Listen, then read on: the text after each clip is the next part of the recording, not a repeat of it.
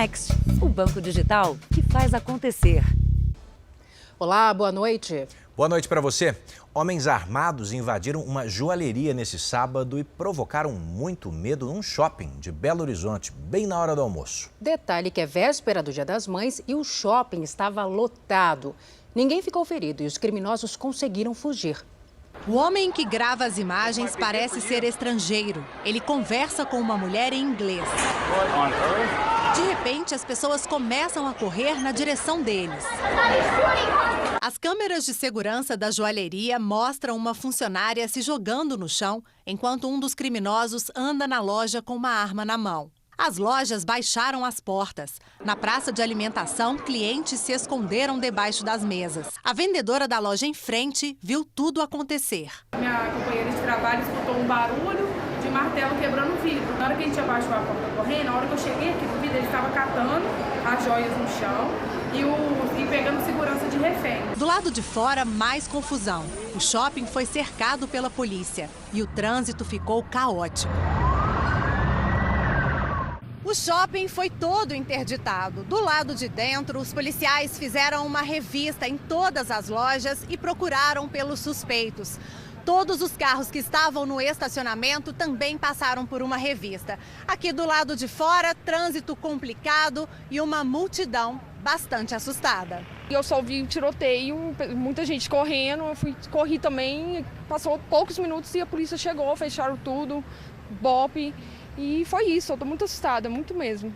Este homem tentava ter notícias da companheira e das filhas que estavam dentro do shopping. Informação desencontrada, não sabe o que está acontecendo lá dentro, e a gente fica preocupado. Segundo a polícia, não houve disparo de arma de fogo e ninguém ficou ferido. Foi montado um cerco para localizar e prender os criminosos. A polícia acredita que estes 2 carros abandonados e incendiados perto do shopping tenham sido usados na fuga. O shopping foi reaberto quase 2 horas depois. Veja agora outros destaques do dia. Acidente com ônibus na estrada mata cantor sertanejo Alexandro e outras 5 pessoas. Postos passam a usar 2 casas decimais para mostrar o preço do combustível. Rio de Janeiro alerta cidades para casos suspeitos de hepatite aguda em crianças. Restaurantes ficam na expectativa para o primeiro Dia das Mães sem as restrições da pandemia.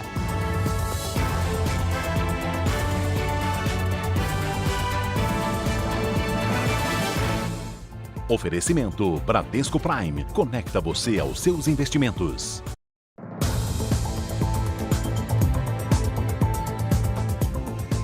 Seis pessoas morreram num acidente de ônibus na manhã deste sábado no interior de São Paulo. Entre elas, o cantor sertanejo Alexandro, de 34 anos. O Alexandro fazia a dupla com o cantor Conrado, que está entre as vítimas, inclusive está internado. A polícia rodoviária diz que um dos pneus estourou na estrada. No asfalto, as marcas de um grave acidente que deixou 6 mortos.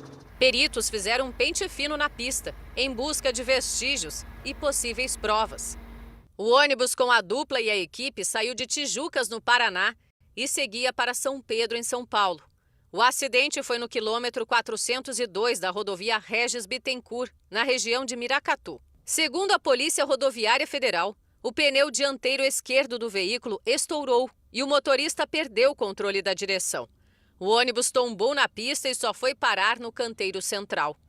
Segundo testemunhas, não chovia no momento do acidente.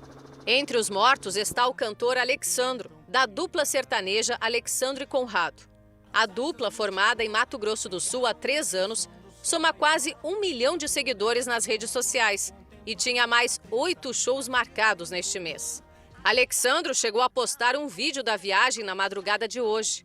O corpo dele e das outras 5 pessoas foram levados para o IML de registro. 6 feridos foram trazidos para este pronto-socorro em Miracatu, menos o cantor Conrado, que foi levado para um hospital de registro. Nas últimas horas, 2 vítimas já tiveram alta e foram levadas em uma viatura direto para a delegacia, onde prestaram depoimento.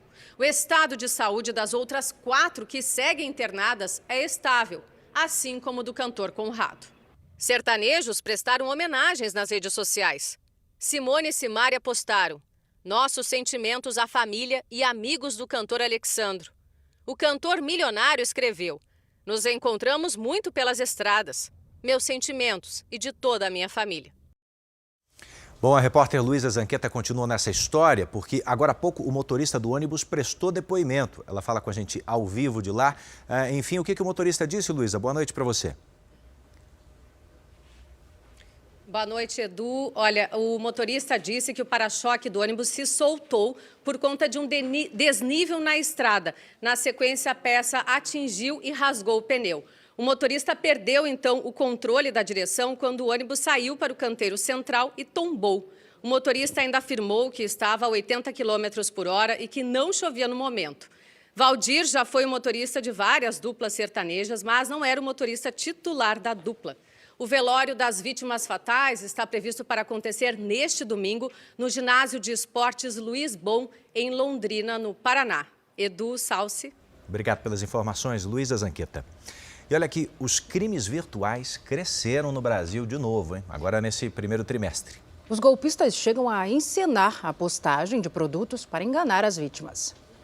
Um vídeo e a impressão de que tudo daria certo. Ela pega, vai para o balcão, né? Dá para ver que ela vai para o balcão. Aí ela conversa, inclusive, com um funcionário do Correio. Eu posso filmar para mostrar para ele? Aí deu a credibilidade. Na verdade, essa é mais uma tática usada pelos golpistas. Além do registro feito dentro de uma agência dos Correios, um comprovante também foi enviado pelos vigaristas. A vítima foi o seu Luiz Carlos. Diante do que ele pensou serem provas, enviou R$1.000 e nunca recebeu o telefone celular. O número de casos comprova que esse tipo de crime é cada vez mais comum. Só no ano passado, foram mais de 4 milhões de registros de golpes digitais. Em 2022, não é diferente. De acordo com o levantamento da Serasa Experian, o primeiro trimestre ficou marcado por um aumento de quase 17% na comparação com o mesmo período do ano anterior. Para este especialista em segurança digital, a internet oferece um cenário favorável aos golpistas, porque facilita o acesso às vítimas. Não há nenhuma mágica técnica sob a ótica de ciência da computação, sob a ótica de especialidade. O que se faz é o uso indevido de uma plataforma social para clonar uma conta legítima, muitas vezes, e ofertar um produto ou serviço de forma mais vantajosa, com o objetivo de, portanto, lubridiar o consumidor. No Rio de Janeiro, mais um caso de violência. Um jovem foi morto na fila de uma barbearia. Uma família acusa policiais militares que teriam entrado atirando na comunidade. Às vésperas do Dia das Mães, Dona Bianca recebeu o apoio de parentes e amigos no Instituto Médico Legal. Dia das Mães, né? Eu não sei, mas é Deus para me dar força, sabe? Porque não sei se eu vou aguentar mais, não. O filho dela, Juan Limão do Nascimento, foi morto com um tiro de fuzil na noite desta sexta-feira. O rapaz, de 27 anos, que tinha deficiência intelectual, estava na fila de uma barbearia na comunidade Barreira do Vasco, na zona norte do Rio. Como é que pode um menino na fila do salão para cortar o cabelo, ele é baleado, não entra de qualquer jeito, baleia qualquer coisa e sai atirando em tudo quanto é lugar. Segundo testemunhas, policiais chegaram à paisana e começaram a atirar. Juan teria corrido e foi atingido nas costas. Não teve operação nenhuma, não teve tiroteio. Eles falaram que tiveram tiroteio, não teve tiroteio. A única coisa que teve foram 2 tiros de fuzil. A polícia conta uma versão diferente. Segundo a PM, os policiais foram até o local verificar uma denúncia de venda ilegal de cobre. Na chegada, teriam sido recebidos a tiros por criminosos e houve confronto.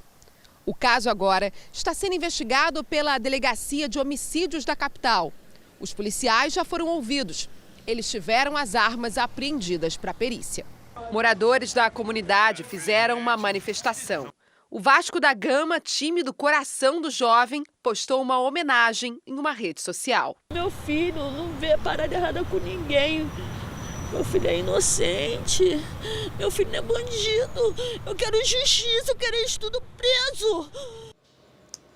A primeira delegacia de polícia judiciária militar ouviu os PMs envolvidos na morte do jovem e abriu um procedimento de apuração interna.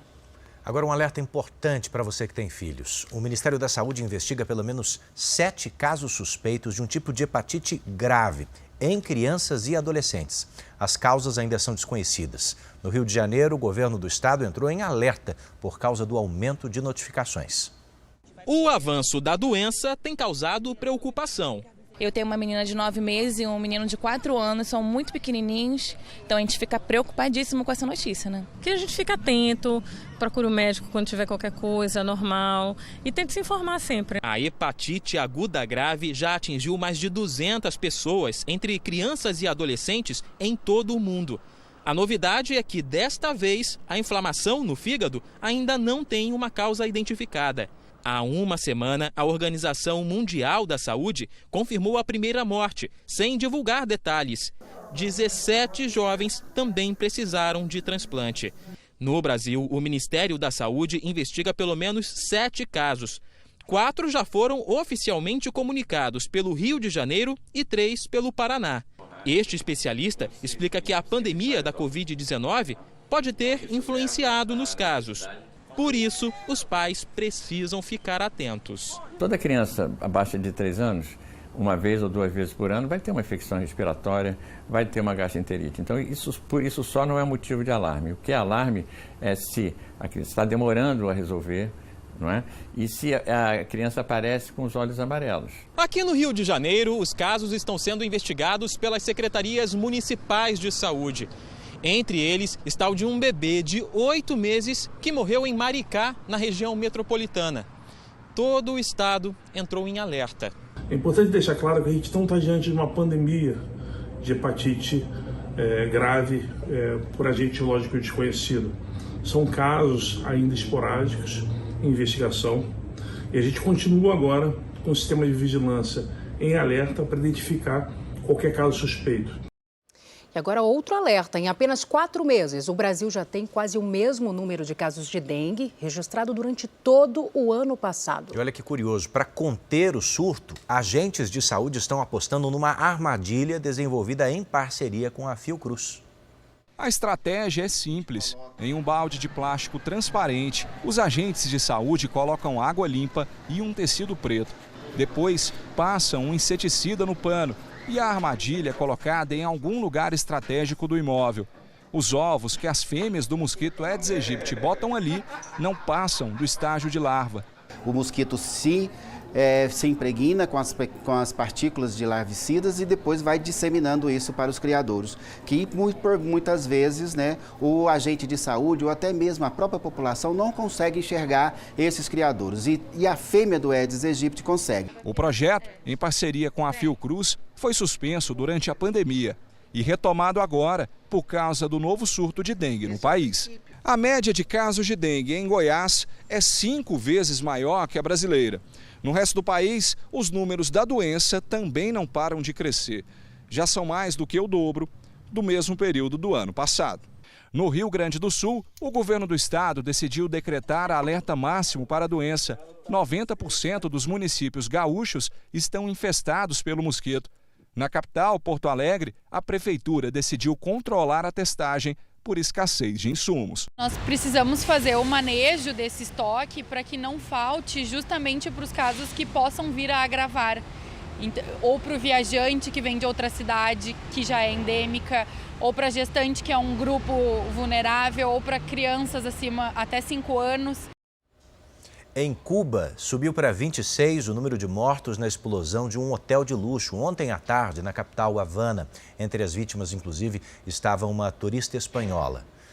As equipes de resgate procuram por sobreviventes em meio aos escombros. As autoridades acreditam que a explosão teria acontecido depois de um vazamento de gás. 2 prédios próximos também foram danificados. Mais de 60 pessoas ficaram feridas, incluindo 14 crianças. E ainda no noticiário internacional, a Rússia intensificou os bombardeios no sudeste da Ucrânia e é acusada de violar mais uma vez o cessar-fogo na cidade de Mariupol. Centenas de pessoas não conseguem deixar a região. Segundo o exército ucraniano, Moscou explode pontes para evitar uma contraofensiva.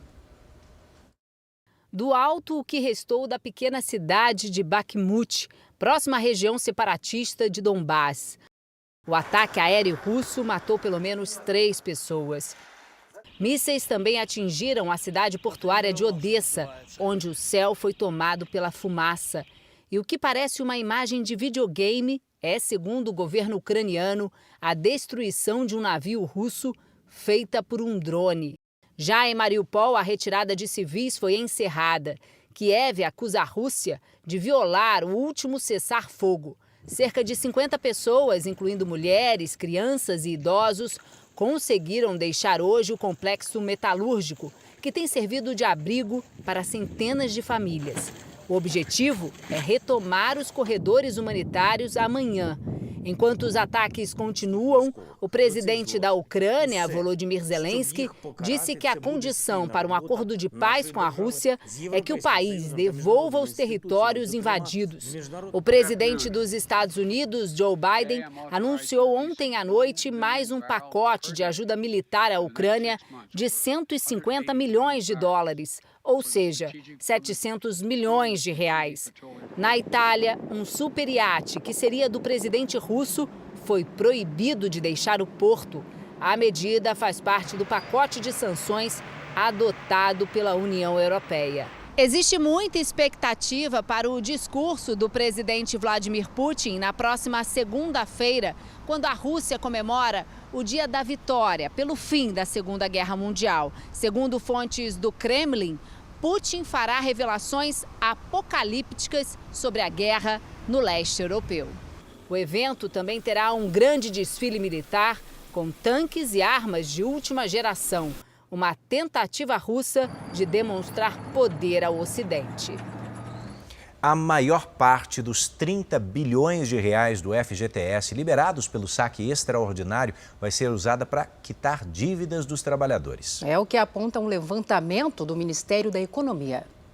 No Brasil, atualmente, quase todo mundo tem alguma dívida. Difícil pagar tudo em dia. Não tem como. Tá com dívida? Tô com dívida, sim. Cartão de crédito. Desde o pico da pandemia em 2020, o país está criando mais postos de trabalho e reduzindo o desemprego. Mas a alta da inflação e a queda da renda dos trabalhadores fizeram o número de endividados crescer.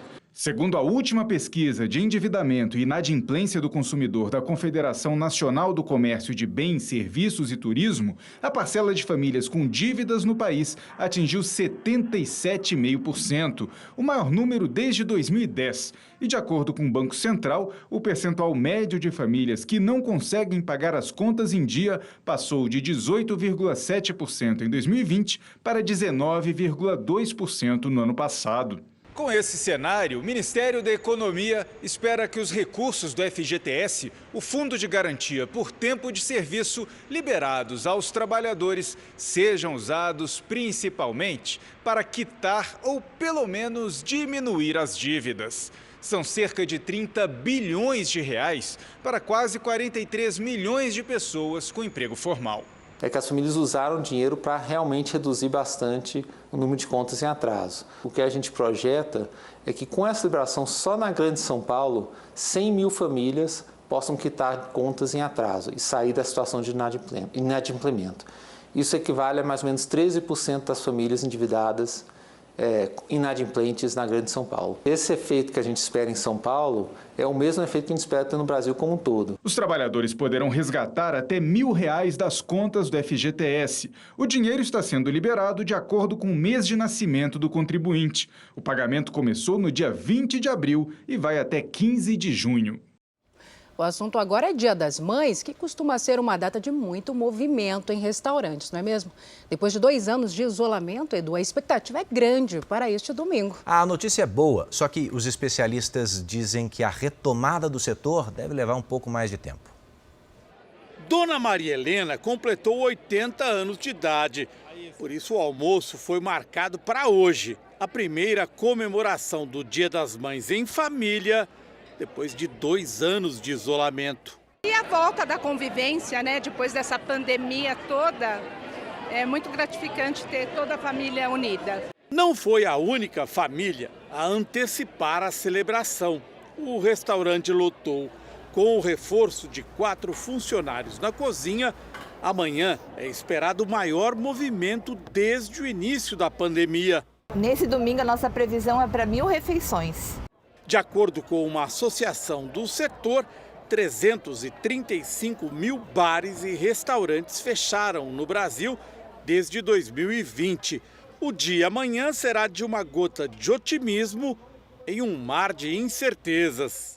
Nós trazemos dívidas com fornecedores, com bancos, com os trabalhadores. Tudo isso foi acumulado nos anos de pandemia. Então o Dia das Mães vem para ajudar bastante, né? Já fazia tempo que não se ouvia no setor o que a gente ouviu hoje num restaurante. O responsável pelas reservas dizendo que para amanhã, só depois das 4 da tarde, todos os 104 lugares do restaurante já reservados para o almoço do Dia das Mães. Neste restaurante, o cardápio será especial para o Dia das Mães. A ideia é caprichar para que os clientes voltem. Amanhã nós vamos atender das 8 às 11 da noite, para que as famílias possam vir comemorar o Dia das Mães aqui. A chefe Lili vai entrar às 4 da manhã para garantir que dê tudo certo. Depois de 2 anos em casa, ela não vai passar o domingo com a filha Rafaela. Mas se emociona ao lembrar que depois de tantas perdas para a Covid, o restaurante vai lotar de novo. Todo mundo, né, passou uma época muito terrível, né, triste. E agora a gente vai poder comemorar, né, o primeiro Dia das Mães. Com uma lágrima nos olhos. Ah, verdade, me emociono mesmo. É isso. Veja a seguir, presidente Bolsonaro visita a feira agropecuária e diz que preço dos combustíveis pode parar o Brasil. E olha, na nossa série especial, a vida invisível de brasileiros que não têm nem certidão de nascimento.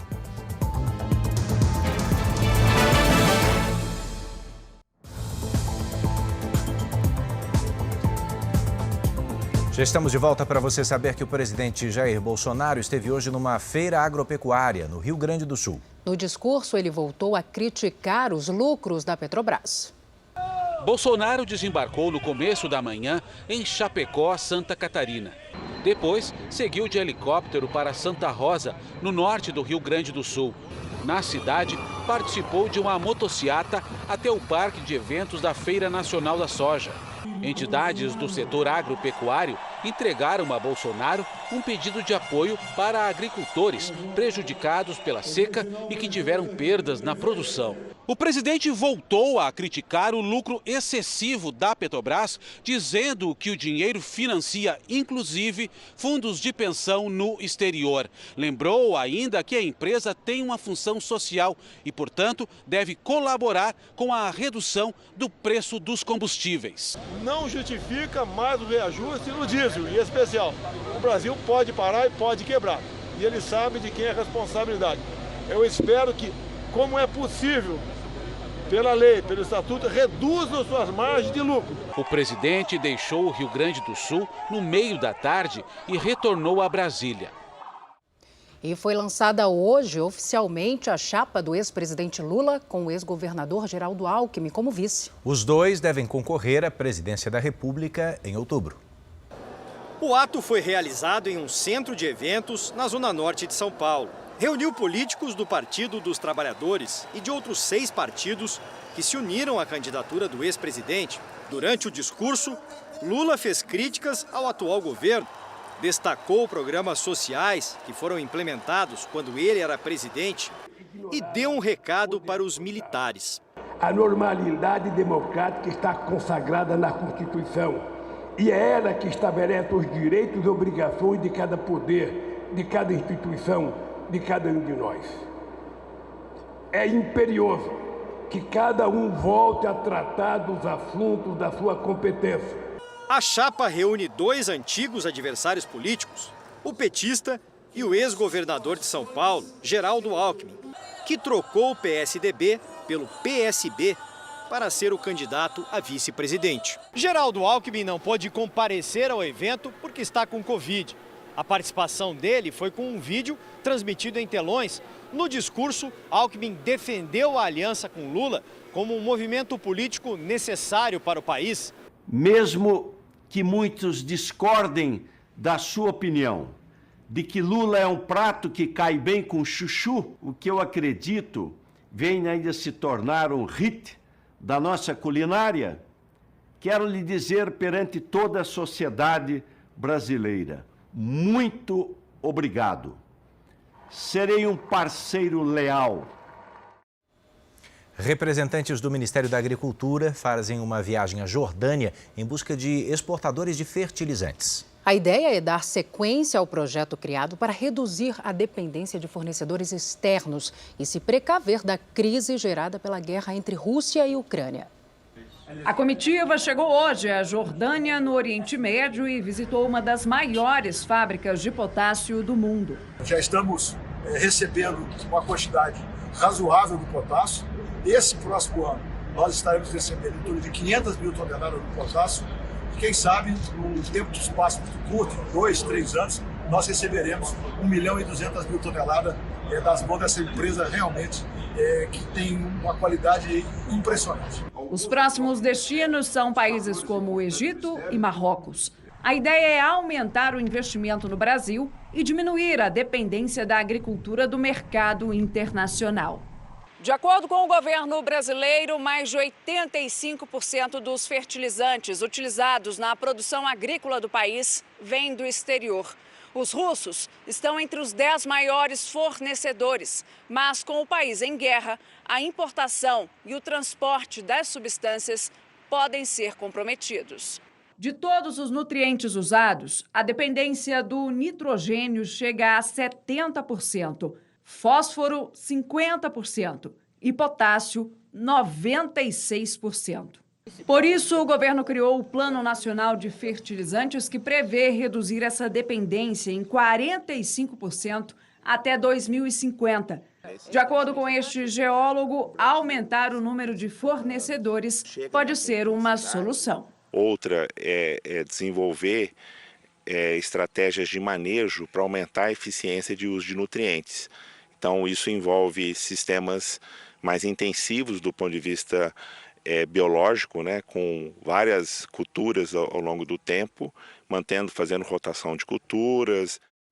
A seguir, flagrantes de acidentes de moto pelo país marcados pela imprudência. E na série especial, as dificuldades enfrentadas porque não tem documentos básicos.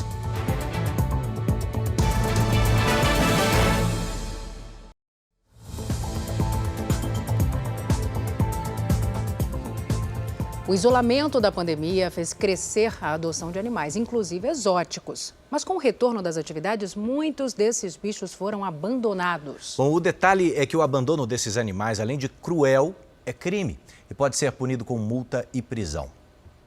Não é para qualquer um, mas o Fernando tem 18 cobras na casa dele.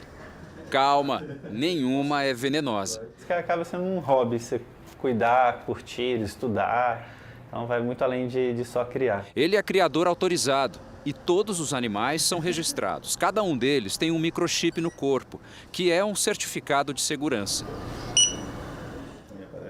Mas nem todo mundo se dispõe a criar os animais assim. Tem muita cobra, que não é natural da região, sendo encontrada em vários pontos da capital paulista. Apenas nos primeiros 4 meses deste ano, segundo a Secretaria do Meio Ambiente de São Paulo, 30 serpentes foram recolhidas. No ano passado inteiro, foram 32. Em 2020, 29. E esse aumento nos casos pode ter relação com a pandemia. A gente sabe que dá muito trabalho, né? E aí acaba dispensando esse animal numa área verde, achando que ele vai ter uma vida melhor, né, nesse parque ou nessa área verde. O abandono de animais é crime ambiental e pode ser punido com multa e prisão de até 1 ano. A espécie mais comum que tem sido encontrada por aí é a cobra do milho, que também não tem veneno, mas não pode ser comercializada no Brasil sem autorização do IBAMA. Neste centro da Secretaria do Meio Ambiente de São Paulo, tem dezenas de tamanhos e cores diferentes. Um animal como esse, quando é trazido para cá, tem segurança, recebe água, alimento, tem até atendimento veterinário. Mas não é só disso que o bicho precisa. O certo é que esta cobra estivesse solta no ambiente natural dela. Mas a cobra do milho não é do Brasil, e sim dos Estados Unidos. Aí é que está o problema. Por não ser daqui, A cobra do milho não pode ser solta em nossas matas. Ela não tem capacidade para virar uma praga, para cuidar do ambiente. Então, provavelmente, esse bicho em vida livre, ele morre por não saber caçar sozinho. Este veterinário é especialista em animais silvestres. Ele faz um alerta às pessoas que têm vontade de criar um réptil como a cobra em casa. A gente precisa identificar primeiro qual é o estilo de vida, como é o responsável por esse animal, para aí sim saber a condição. Mas eu falo que a gente precisa conhecer primeiro toda a biologia. Você consegue atender as necessidades? Consigo. A partir daí a gente vai caminhando passo a passo. O Fernando, que vive pertinho delas, fica indignado com alguém que simplesmente deixa o animal de lado. Se você tem um animal ilegal, você está com medo de uma denúncia ou atingir um nível de consciência de que você está cometendo um crime, que isso não é legal para o bicho, você pode procurar qualquer órgão ambiental, um corpo de bombeiro, uma polícia ambiental e entregar esse bicho. A entrega voluntária, ela te isenta de qualquer crime. Desde o início do ano, quase 8.000 motociclistas se acidentaram em estradas federais. Quase 500 deles morreram. Pois é, e para os especialistas, os números são resultado da imprudência sobre duas rodas. Na contramão de centenas de carros e caminhões, circulando entre veículos no trânsito pesado de uma via expressa, ou simplesmente cruzando a pista para pegar o outro sentido. O resultado dessa inconsequência? Acidentes, muitos acidentes. O motociclista, por ele não ter a proteção toda que um veículo leve tem, ele está muito exposto, né? Então qualquer erro, qualquer distração pode sim ser caso de um acidente mais grave. Esses abusos foram flagrados por 45 câmeras que monitoram o tráfego pelos 13 quilômetros da ponte Rio-Niterói. São 150 mil veículos por dia nos dois sentidos. 9.000 são motos. Um exemplo da imprudência associada à fragilidade da moto está na ponte Rio-Niterói. Mais da metade dos acidentes graves aqui envolvem motos. No ano passado, 4 pessoas perderam a vida nessas pistas. 3 eram motociclistas. São comuns os casos de motociclistas andando até mesmo na contramão aqui na ponte Rio-Niterói, sem o uso do capacete, sem o uso das luvas de proteção. Então tudo isso naturalmente que agrava os acidentes. Mas não é só a falta de equipamentos, vai além disso. Dados do Detran no Rio de Janeiro revelam outro problema: o excesso de velocidade. É o campeão das infrações. Foram mais de 250 mil multas em 2021. E nos 3 primeiros meses desse ano, já são quase 40 mil motos autuadas. Nas estradas do país, as motos também são motivo de preocupação. Até março, quase 8.000 motociclistas se acidentaram nas rodovias federais. 495 pessoas morreram. Seu Ney, de 62 anos, foi vítima dessa imprudência. Ele foi atropelado por uma moto.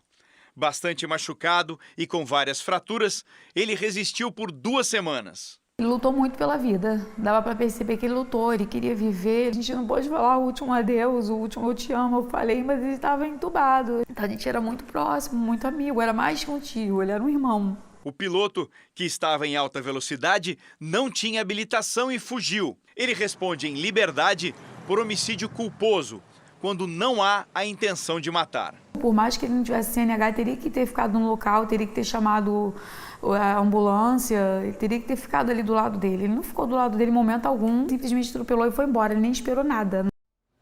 E olha, a partir de hoje, os postos de combustíveis devem exibir os valores com apenas 2 casas decimais ali no painel de preços. A medida foi determinada pela ANP 6 meses atrás. Muita gente ainda não tinha percebido a mudança. Eu não tinha percebido não, percebi agora. Outras pessoas repararam na novidade, mas sem entender o objetivo. Tinha que ter comentado agora no carro com a pessoa que está comigo, mas não sabia ainda o porquê dessa alteração. A alteração parece pequena, mas deve facilitar a vida dos clientes. Agora, os postos de combustíveis são obrigados a mudar o jeito de apresentar os preços. Os valores devem ter apenas 2 dígitos depois da vírgula. Pode sim haver o arredondamento para cima ou para baixo. Fato é é que não vivemos num regime de tabelamento de preço de combustível, de modo que os proprietários de postos têm a liberdade para fixar o valor que bem entenderem. A mudança foi determinada pela ANP, Agência Nacional do Petróleo, Gás Natural e Biocombustíveis. E apesar da norma ter como objetivo deixar o preço mais claro para o consumidor, muitas pessoas gostariam que a mudança fosse outra. Os valores ainda estão altos, né? Precisa baixar mais um pouco. O preço vai ficar mais redondo, nada mais do que isso. Mas no bojo todo não vai adiantar muita coisa. Luiz trabalha em um posto que fez a troca desde o final do mês passado. Dia 30 a gente já mudou, já entrou na norma, até antes da exigência. A multa para os postos que descumprirem a regra varia de R$5.000 a R$50.000. E seguimos neste assunto, porque o preço do litro da gasolina passa de R$ 7,00 em 20 capitais brasileiras. O levantamento da agência governamental mostra que o valor médio do combustível atingiu o maior patamar das últimas 4 semanas. A capital com a gasolina mais cara é Teresina, onde o litro é vendido em média a R$ 8,00. Este é um dos destaques do portal R7. Para ler esta e outras notícias, acesse r7.com. E a falta de peças de automóveis, interrompeu a produção de várias montadoras. Além disso, a inflação por aqui e a guerra lá na Ucrânia refletem na fabricação e na importação dessas peças. No Brasil, 2 fábricas suspenderam a produção e uma terceira foi fechada. Foi a falta de peças o principal motivo para uma das maiores montadoras de carro do país parar a produção mais uma vez. Por 20 dias, cerca de 2.500 funcionários da fábrica vão entrar em férias coletivas. No mês passado, outra fabricante também precisou interromper a montagem de automóveis por causa da ausência de matéria-prima. O problema, segundo as montadoras, é principalmente a falta de semicondutores eletrônicos, que são importados da Ásia. Interromper a produção de carros, portanto, é uma tentativa de ganhar tempo em meio a uma crise no setor automotivo que começou ainda no início da pandemia e ganhou um novo capítulo com o conflito entre Rússia e Ucrânia. Uma rota marítima ou aérea que passa por esses conflitos. Então isso também acaba interferindo e aumento do custo para você trazer um produto para cá. Em março, a produção de carros no Brasil aumentou 11% em relação a fevereiro. Foram quase 185 mil veículos fabricados, número muito abaixo dos 270 mil produzidos em maio de 2019, antes da pandemia. Diante desse cenário, esta outra indústria automobilística decidiu desativar uma de suas fábricas em São Paulo. Quase 500 funcionários devem ser demitidos nas próximas semanas. O objetivo é investir e adaptar a linha de produção para carros híbridos e elétricos até o final de 2023. Eu acredito que ainda no ano de 2022 nós vamos sofrer um pouco ainda com esses percalços e a partir de 2023 vamos começar com uma normalidade para voltar a produzir o que a gente produzia antigamente. O governo publicou esta semana novas diretrizes para modernizar os aparelhos de ar-condicionado. E qual é a ideia? É melhorar a eficiência e também o gasto de energia. O Alfredo é dono deste estúdio de atividade física. O local tem 3 equipamentos de ar-condicionado que funcionam o dia inteiro. Exigência para manter a clientela.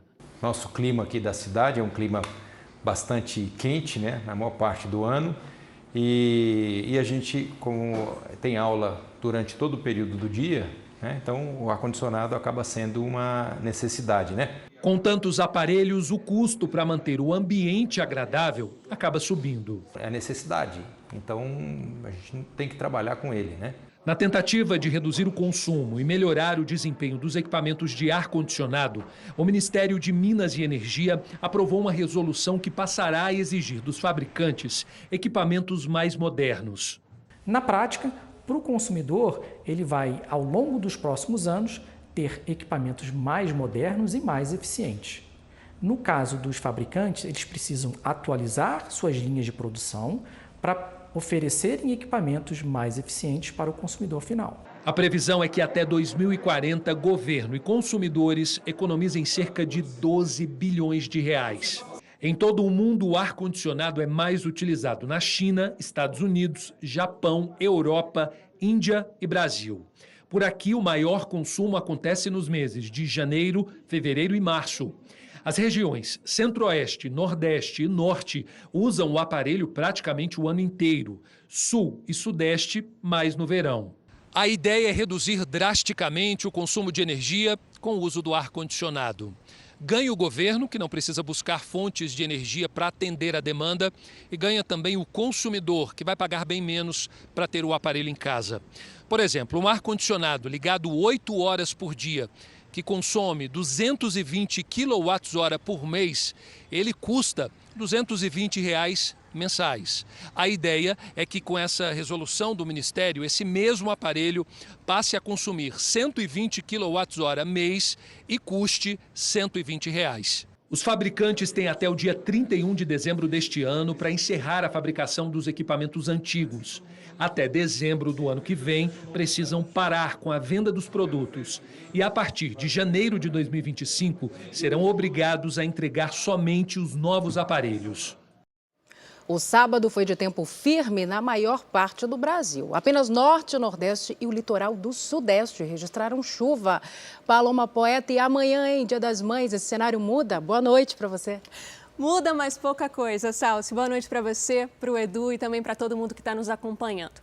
Olha, pelas imagens de satélite, vemos poucas nuvens no centro-sul do Brasil.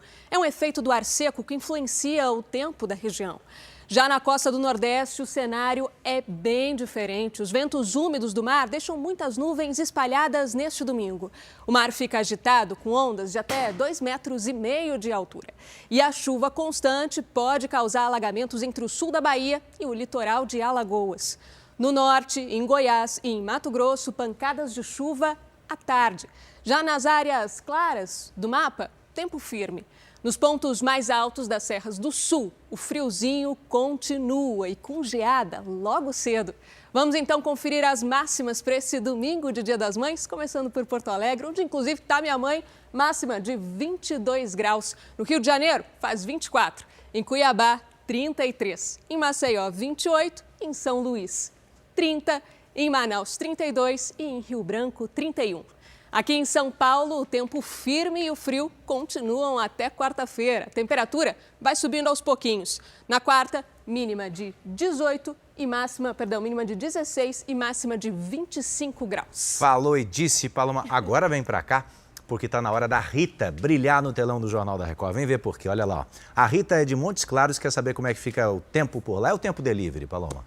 E aqui o telespectador é que manda, né, Edu? Vamos para lá, então. Oi, Rita. Para amanhã ainda tem previsão de chuva fraca à tarde aí em Montes Claros. Segunda e terça-feira, tempo firme com máxima de 30 graus. Já que você deu a dica, vamos para onde está minha mãe, agora lá em Blumenau. Mas o pedido é do Marcelo, olha ele aí. Vamos lá, desejando já um feliz Dia das Mães para a mãe do Edu e para todas as mamães nos acompanhando. Marcelo, os próximos dias devem ser de tempo encoberto e friozinho por aí, mas sem chuva. Amanhã, mínima de 15 e máxima de 23 graus. Segunda e terça-feira, os termômetros chegam a marcar 24 graus, fica um pouquinho menos frio. Participe você também do Tempo Delivery pelas redes sociais. Mande sua mensagem com a hashtag #VocêNoJR. Salsi, Edu, um domingo especial para vocês. Para você também. Nós. Até a próxima. E olha aqui, ó. Uma adolescente de 15 anos morreu num acidente de carro durante essa madrugada em Goiânia. A caminhonete em que ela estava invadiu o canteiro central, atingiu lojas e capotou. Olha aí o pneu, onde é que ficou.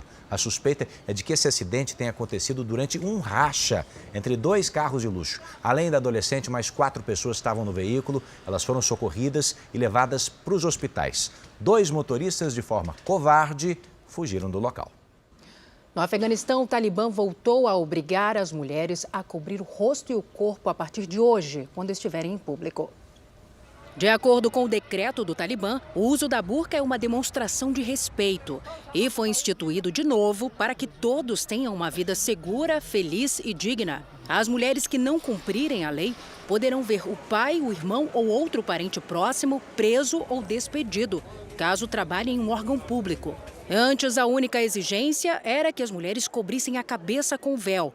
A burca era apenas recomendada. A nova medida é mais um retrocesso no discurso do Talibã. O grupo tomou o governo em agosto do ano passado e prometeu mais liberdade às mulheres. Mas, desde então, elas foram excluídas de cargos públicos e proibidas de viajar sem a companhia de um homem. Além disso, o Talibã voltou a impedir que meninas do ensino médio frequentem as escolas.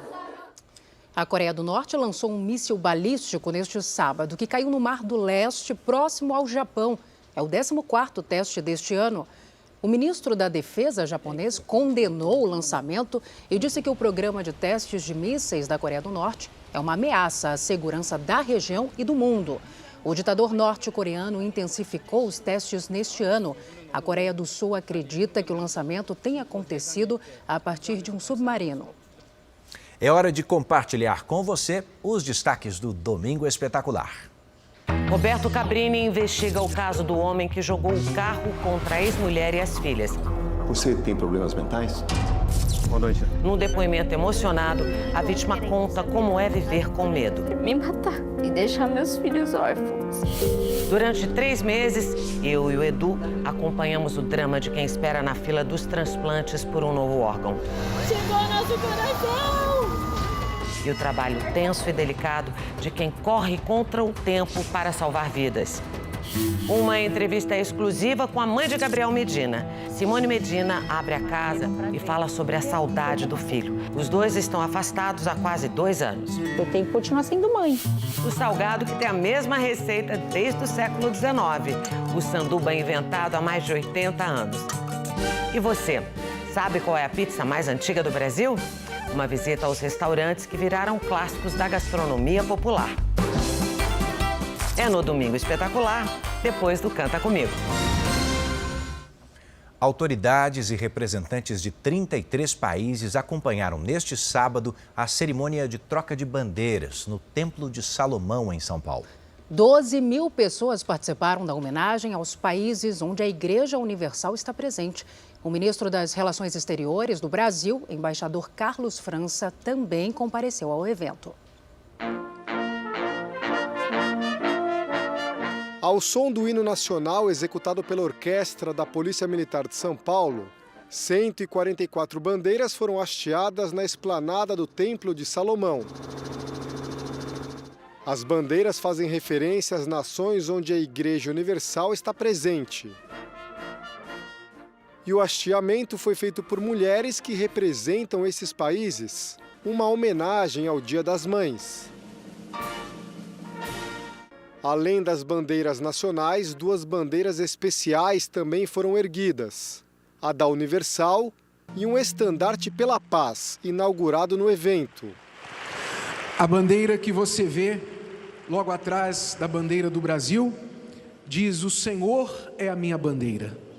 Esta bandeira representa a paz sobre todas as nações. A Igreja Universal está hoje em 142 países que representam cerca de 70% das nações do mundo.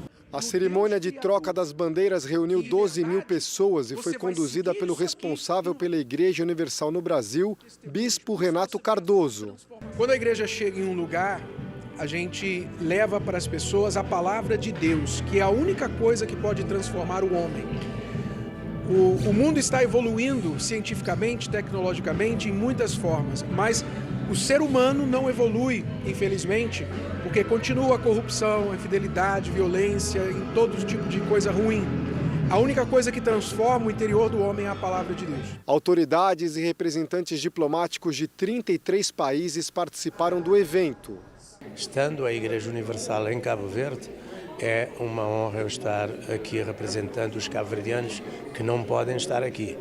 Para nós é evento muito importante para nós, porque a Deus é Deus de todas as nações do mundo. Em francês, a embaixadora de Burkina Faso, Aminata Sana, diz que é uma grande oportunidade de aprender sobre as ações da Universal no mundo. A gente parabeniza a igreja pelo trabalho que está fazendo, por as pessoas, para que seja uma atividade que é uma atividade muito gratificante para todos, não? Foi o primeiro ato público no Brasil da cônsul do Uruguai, que ficou impressionada. O ministro das Relações Exteriores, Carlos França, destacou a importância de participar do evento. Impressionado aqui com a grandiosidade desse lugar de culto tão importante. E dizer que a importância que tem para o Brasil é o fato de uma igreja cristã, com origem brasileira, né? Ter crescido e multiplicado e divulgando, né, difundindo a palavra de Deus em mais de 142 nações. E que o brasileiro possa encontrar no país onde ele está hoje, né, trabalhando, estudando, ou por alguma razão imigrando, encontrar um lugar onde ele possa professar a sua fé é realmente um fator de conforto, de muita alegria. Cada bandeira hasteada aqui na esplanada do Templo de Salomão também simboliza o trabalho social realizado pela Igreja Universal em todos os países em que está presente. Seja no Brasil ou no exterior, a instituição leva ajuda humanitária a milhões de pessoas, entre elas jovens carentes, idosos abandonados, refugiados e detentos. Você agora que nós estamos vivenciando uma guerra no leste europeu, a Igreja Universal está instalada nos dois países e tem a Europa como um todo, os países da Europa, a Igreja nos países europeus tem ajudado os refugiados na Polônia, na Ucrânia. Portanto, a Igreja Universal está de parabéns e cumprindo aquilo que diz a palavra de Deus. Um balanço feito no ano passado mostrou que a cada 25 segundos, alguém no planeta recebeu ajuda humanitária da Igreja Universal. São ações sociais no Brasil e no exterior, em meio a crises, guerras e desastres, que beneficiaram 12 milhões e 800 mil pessoas de todas as idades. E olha só que incrível, em Patos de Minas, um menino de apenas 8 anos descobriu um possível asteroide no sistema solar. Bom, ele já recebeu o reconhecimento da Agência Espacial Americana, a NASA.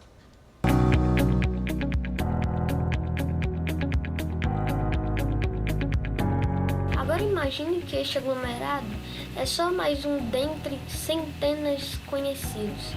Esse aí é o Nicolas, um garotinho inteligente, falante e que ficou famoso depois de ser reconhecido pela NASA. Mas também não é para menos. O Nicolas conseguiu a proeza de identificar a movimentação de um astro, algo bastante raro e que especialistas dedicam anos tentando achar. Na hora eu achei uma incrível experiência e aí quando ela mandou o certificado que aquilo era um asteroide, eu fiquei super feliz. O pai fala que é muito raro de acontecer, mas a gente já achou no terceiro dia. O Nicolas faz parte de um programa de ciência cidadã disponibilizado pela NASA que fornece dados astronômicos para participantes do mundo todo. Essas pessoas analisam cada material enviado e reportam à agência espacial. Caso haja alguma descoberta astronômica na análise, ela será catalogada e monitorada. Saber a trajetória desses astros, conhecer as características físicas, tamanho, a órbita, é muito importante para missões futuras de prevenção do nosso planeta mesmo. O Gilberto é diretor do Observatório de Patos de Minas, é escritor de livros de astronomia e é um dos orientadores do programa. Além disso tudo, ele é o pai do Nicolas. Então, para ele, o orgulho foi em dobro. E o Observatório de Patos de Minas foi construído pelas mãos do próprio Gilberto. As obras começaram em setembro de 2020 e foram concluídas em janeiro de 2021. E tudo, desde a cúpula feita de fibra de vidro até a montagem e calibragem do telescópio, foram feitas por ele. Esse é o objetivo do observatório, é o fomento ao estudo de ciência com foco aí na astronomia, que ela sirva de fomento aí para aprender matemática, química, física, estimule essas crianças e esses jovens no aprendizado da ciência como um todo. Elisvaldo dos Santos é um desempregado de 40 anos que nunca conseguiu retirar documentos básicos, como RG e CPF. E por isso não frequentou a escola e não tem carteira de trabalho. E o número impressionante é esse: cerca de 3 milhões de brasileiros vivem uma situação parecida com a dele. Essas pessoas sequer têm certidão de nascimento.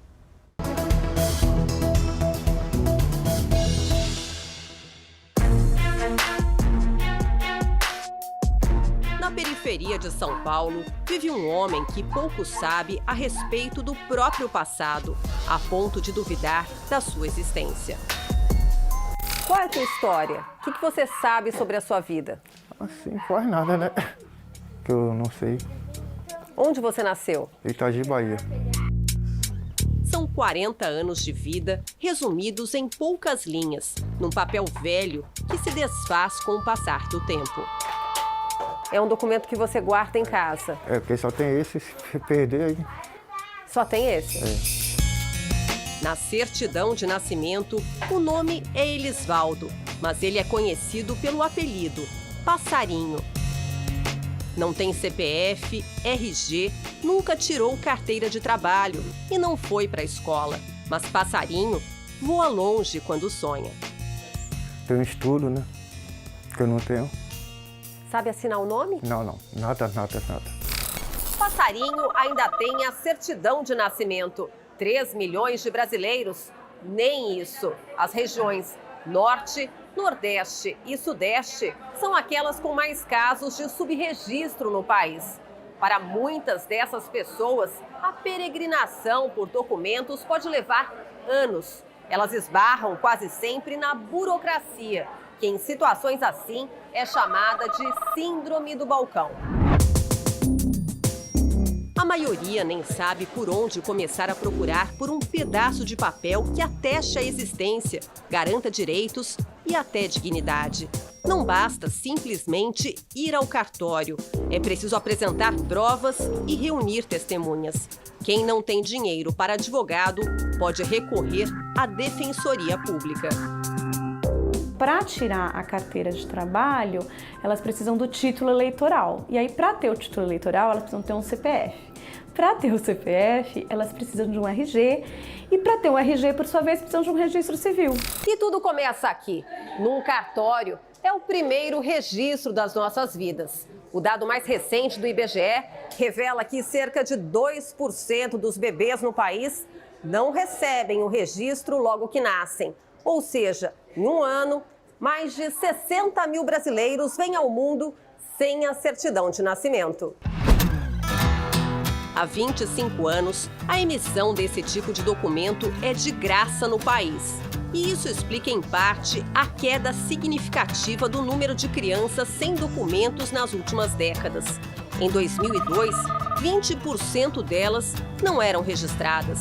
A meta do governo federal é zerar o subregistro até 2030. O registro, ele marca a existência jurídica da pessoa. É a partir do registro que a pessoa passa a ter nome, pai, mãe, nacionalidade. E talvez, né, no campo fático a pessoa fale, não, eu existo, né? Mas no campo jurídico, né, na dimensão jurídica, ela não existe. Esta mulher levava uma vida invisível. Esconde o rosto porque, assim como tantas pessoas que nunca foram registradas, se envergonha da situação. Que sentimento que você guarda no coração quando você pensa numa história de vida de uma jovem sem documento? Não desejo pra ninguém. Porque é complicado, triste. Indigente. Quero o que eu era, né? Se eu morresse, não ia ter nome. Por não ter documentos, nunca teve carteira assinada. E por muitos anos, não frequentou a escola. Aprendeu a ler e escrever sozinha. Ao engravidar, descobriu que a falta de registro poderia impedi-la de ficar com a criança. A lei não fala que ela teria essa dificuldade, tá? Mas como não existe nada previsto em lei para essa hipótese de uma criança que nasce de uma mãe que não tem registro, isso várias vezes cria essa dificuldade mesmo. Corre o risco dela ter que sair do hospital e deixar a filha dela no hospital, né? Ou até ir para um acolhimento institucional. Assistentes sociais conseguiram fazer com que a bebê ficasse com a mãe. Na segunda gestação, ela se antecipou e procurou apoio jurídico. As duas filhas saíram do hospital registradas. Outra boa notícia é que a mãe acaba de receber a certidão de nascimento. Então é um alívio. Vai acabar com muitos problemas na minha vida. Conta no banco. Essas coisas. Coisas que eu não podia. Na hora quando a pessoa fala, me dá o documento. Tá aqui. Com atraso de 22 anos, mas chegou. E você também pode participar da nossa série especial. Envie para as nossas redes sociais uma sugestão de assunto com a hashtag #VocêNoJR. O Jornal da Record termina aqui. A edição de hoje na íntegra, também nossa versão em podcast, estão no Play Plus e em todas as nossas plataformas digitais. Fique agora com os melhores momentos da série Reis. Boa noite, cuide-se, feliz Dia das Mães. Para todo mundo, obrigado pela companhia e bora para a próxima, que no caso é amanhã, no Domingo Espetacular. Até lá.